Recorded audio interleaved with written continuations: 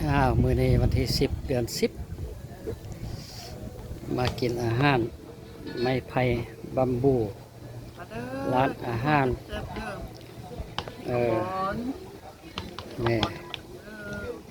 ธรรมศาสตร์นี่นะนี่เด้อ ตำมักหุงไส้อัวมุงไฟแดงลาบปลาบอนมีแต่แนวแซ่บๆโอ้เด้อกินข้าวนำกันเด้อร้านอาหารบัมบูไม้ไผ่นครหลวงพระบางฮอดมาถึงนี่นี่เครื่องกินมากินนำกัน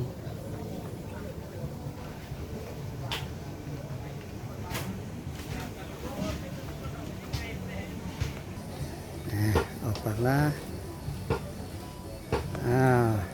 มามีโอกาสได้มาฮอดมากินมาซิม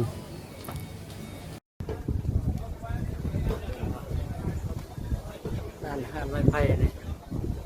ขี่รถออกมาทางเดินยนต์เด้อ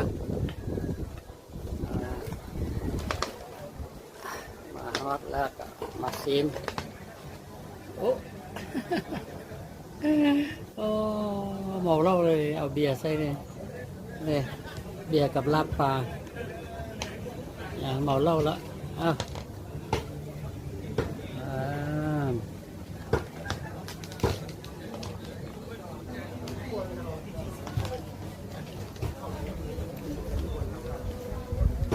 อันนี้อยู่ถึง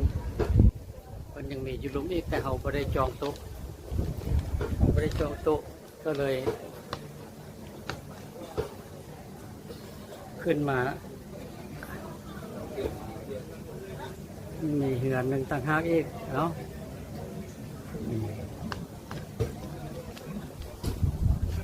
โอเคคอยพบกันใหม่